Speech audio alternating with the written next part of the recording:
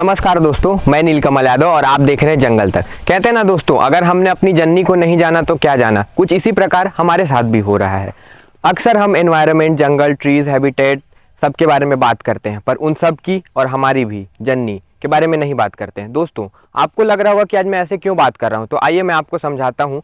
अक्सर हम इन सब चीज़ों के बारे में तो बात करते हैं, लेकिन हमारी जो सबसे मेन चीज़ है जिससे हमारा से जुड़ा हुआ है, जिसे कहते हैं मिट्टी, जिसे हिंदी में मृदा और अंग्रेजी में सॉइल भी कहते हैं, भी हमने इस विषय पर ध्यान नहीं दिया। तो जिस तेजी से हम बैरन लैंड, अनफर्टाइल सॉइल का सामना कर रहे हैं, आने वाली समय में इससे और तेजी से हमें सामना करना पड़ेगा। आप अपने आप से सवाल करिए दोस्तों कि क्या हम पहले की तरह फिर से आज उतनी ही तेजी और आसानी से खेती कर पा रहे हैं। इसका सबसे बड़ा कारण है हमारे सॉइल का अनुपजाऊ होना। तो ये कहीं सुनी बातें नहीं है मेरे दोस्तों, ये नासा के रिपोर्ट्स और यूएसए के बहुत सारे ऑर्गेनाइजेशंस, जिनके रिपोर्ट्स के कारण हमें ये पता चला है कि हमारी दुनिया की 40% जो ज़मीन है वो बंजर हो चुकी है। ऐसा नहीं है दोस्तों कि भारत में इस विषय को लेकर कोई भी सर्वे, कोई भी बातचीत या जितने भी रिसर्च हैं, ये सब नहीं हो। आपने सदगुरु का नाम सुना होगा, जिन्होंने सेव सॉइल का कैंपेन शुरू किया था। दृष्टि IAS जो कि बहुत अच्छी इंस्टीट्यूट है, उनके रिपोर्ट से भी ये पता चलता है कि हमारे देश की भी 30% जो ज़मीन है वो बंजर हो चुकी है।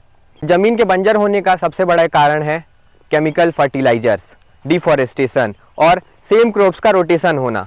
तो हमारे देश में केमिकल फर्टिलाइजर्स का यूज़ इतना बढ़ गया है कि हम अधिक से अधिक खेतों को उपजाऊ बनाने के लिए अत्यधिक केमिकल फर्टिलाइजर्स का यूज़ कर रहे हैं, जिससे क्या होता है कि एक टाइम के लिए हमारी ज़मीन उपजाऊ तो हो जाती है, पर उसके बाद उतना ही और बैनर होते जाती है और हमें बार बार केमिकल फर्टिलाइजर्स का यूज़ करना पड़ता है। दूसरा कारण सेम क्रॉप रोटेशन। तो दोस्तों, आपने अक्सर देखा होगा कि कुछ राज्यों में जैसे कि छत्तीसगढ़, वेस्ट बंगाल, हरियाणा, पंजाब, जिनमें सेम प्रकार की फसलें उगाई जाती हैं। जैसे कि धान उगाया, धान के बाद गेहूं, गेहूं के बाद मक्का, सेम क्रॉप्स उगाते हैं। तो उसमें क्या होता है कि उसमें जो हमारी फसल है वो एक ही तरह का न्यूट्रिएंट्स सॉइल से, इसमें ये होता है कि जो हमारी फसल होती है वो हमारे ज़मीन से सेम तरह की न्यूट्रिएंट्स एब्जॉर्ब करती है। उससे क्या होता है कि अगर एक ही प्रकार के न्यूट्रिएंट्स अगर सॉइल से एब्जॉर्ब होंगे तो बाकी के जो न्यूट्रिएंट्स हैं वो ज़मीन में वैसे के वैसे ही रह जाएंगे, और जो न्यूट्रिएंट्स प्लांट्स ले रहे हैं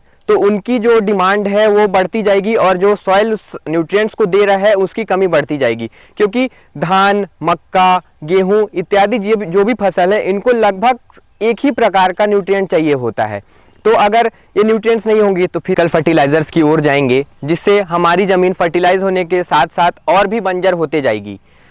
तो इसका एक बहुत बड़ा स्टेप हम ये ले सकते हैं कि केमिकल फर्टिलाइजर्स को ना छोड़कर किसानों को ऑर्गेनिक फार्मिंग, देसी खेती की ओर अपना रुख अपनाना पड़ेगा। और ये नहीं कि सिर्फ इसमें किसान ही है, इसमें सरकार को भी बड़ी कदम उठानी पड़ेगी। जिस प्रकार वो केमिकल फर्टिलाइजर्स पे सब्सिडी देते हैं, उसी प्रकार ये देसी खेती, ऑर्गेनिक फार्मिंग, वर्मी कंपोस्ट, इन सब चीज़ों को भी बढ़ावा दे सकते हैं। और सरकार जिस प्रकार सिर्फ कुछ फसलों को ही अच्छे दामों पे खरीदती है, उस प्रकार जितने अन्य प्रकार के फसल हैं उनके ऊपर भी सब्सिडी प्रोवाइड करके उनको अच्छी दामों में खरीद कर किसानों को जागरूक कर सकती है। जिससे क्या होगा कि जो किसान है वो सेम टाइप के क्रॉप्स जो उगाते हैं उसको ना उगाकर हर साल अलग अलग क्रॉप्स उगाएंगे, जिससे क्या है जो सॉइल की न्यूट्रिएंट साइकिल है वो बनी रहेगी। विषय पर अच्छा कदम उठाना चाहिए कि लोगों को और किसानों को जागरूक करे, सब्सिडी प्रोवाइड कराए, उन दामों में खरीदे। भाई हैं किसी एक पर्टिकुलर फसल को बेचकर अच्छा खासा मुनाफा कमाते थे, वो बाकी फसलों से भी पैसा कमाएंगे, तो उनको क्या होगा, एक अंदर से जागरूकता पैदा होगी कि हमें सरकार